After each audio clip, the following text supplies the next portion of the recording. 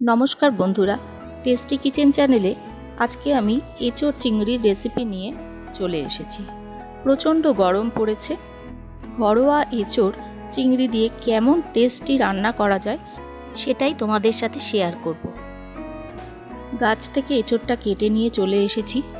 প্রচণ্ড আঠা, তাই আমি একটা কাগজের উপরে রেখে দিয়েছি। আমার চ্যানেলে নতুন বন্ধু হলে অবশ্যই চ্যানেলটিকে সাবস্ক্রাইব করে পাশে থাকা বেল অপশানটি অন করে রাখবেন। যখনই আমি নতুন কোনো ভিডিও আপলোড দেবো আপনাদের কাছে যাতে সহজেই পৌঁছিয়ে যায়। দেখো বন্ধুরা, এখানে এঁচোড়টা থেকে আমি অর্ধেকটা এঁচোড় কেটে নেব। এই অর্ধেক এঁচোড় টুকরো করে একটা বাটির মধ্যে অল্প জল দিয়ে রাখব। আমি এখানে কয়েকটা বড় সাইজের চিংড়ি মাছ নিয়ে নিয়েছি। আমি ছোট চিংড়ি পাইনি, তাই বড় চিংড়িগুলোকেই ভেজে টুকরো করে কেটে নেব। প্রথমেই চিংড়িগুলোকে ভালো করে ধুয়ে কেটে নিয়ে তাতে নুন আর হলুদ দিয়ে একটু মাখিয়ে রেখে দেব। চিংড়ি বা যে কোনো মাছের ক্ষেত্রে এই নুন হলুদ মাখিয়ে মিনিট 5-10 রেখে দিলে মাছ বা চিংড়িগুলোর ভিতরে নুনটা খুব ভালো ঢুকে যায়, তাতে টেস্টটা বেশ ভালোই হয়। চিংড়িটাকে নুন হলুদ মাখিয়ে রেখে দিয়ে এঁচোড়গুলোকে ধুয়ে প্রেসার কুকারে দিয়ে দেব।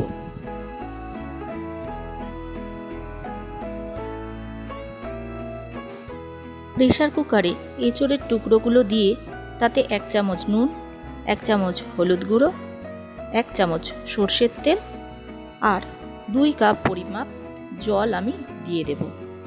এখানে সর্ষের তেলটা ব্যবহার করলাম কেননা এঁচোড়গুলোর গায়ে যে আঠা লেগে আছে সেগুলো যাতে প্রেসার কুকারের গায়ে না লাগে, তাই জন্য।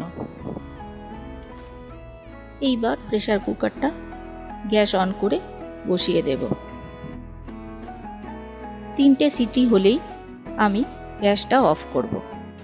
প্রেসার কুকারের ঢাকা না খুলে মিনিট 5 জন্য প্রেসার কুকারের এঁচোড়গুলো ভাপে রাখব। এইবার কড়ার মধ্যে তেল দিয়ে তেলটাকে একটু গরম করে নেব। আগে থেকে নুন হলুদ মাখিয়ে রাখা চিংড়িগুলোকে তেলের মধ্যে দিয়ে দেব। হালকা করে নাড়াচাড়া করে ভেজে নেব।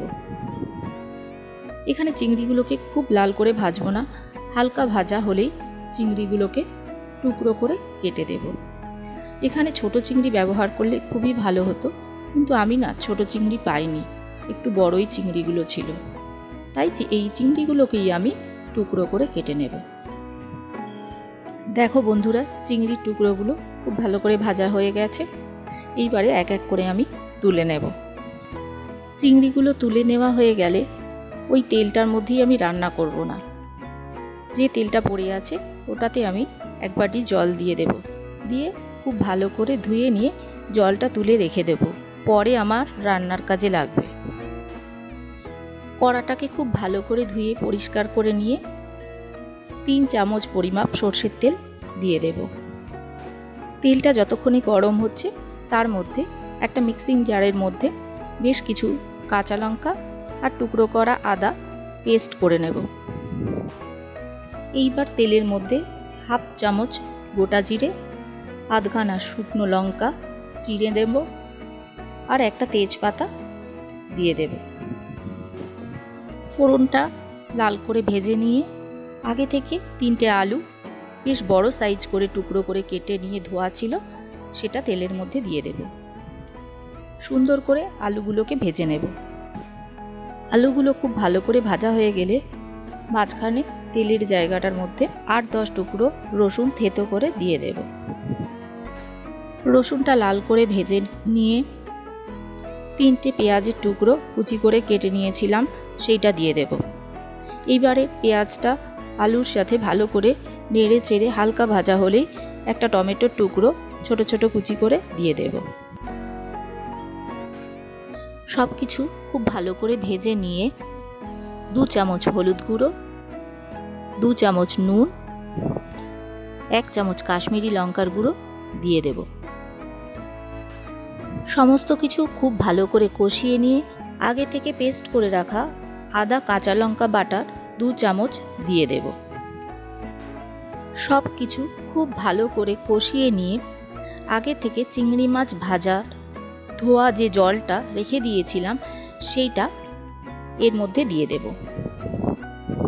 প্রথমে অল্প দিয়ে হালকা করে কষিয়ে নিয়ে পুরো জলটা দিয়ে দেব।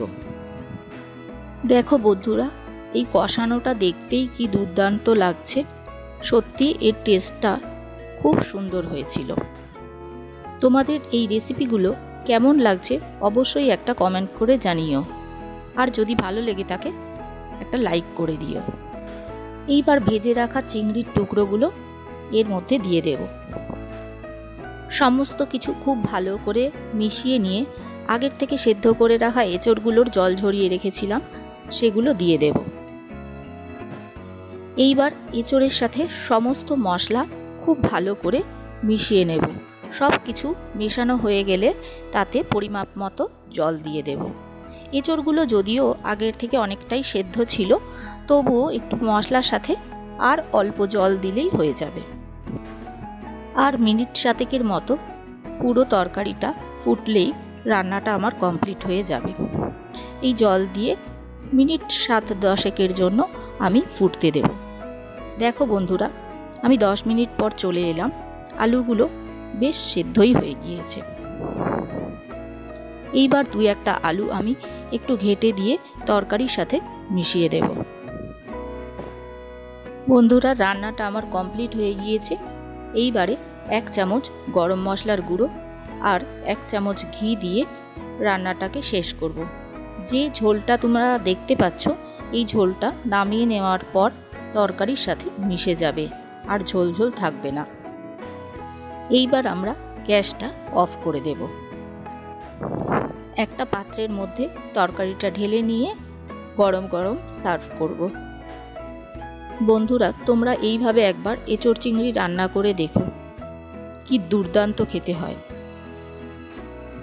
এইভাবে খুব সহজেই এঁচোড় চিংড়ি রান্না করে ভাত, রুটি, লুচি যে কোনো কিছুর সাথে খেলে খুব সুস্বাদু হয়।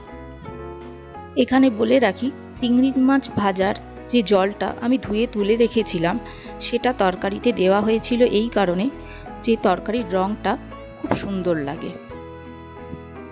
তোমরা একবার করে দেখো বন্ধুরা, বুঝতে পারবে রঙটা কতটা ভালো হয়। এটাই আমার টিপস ছিল আজকের।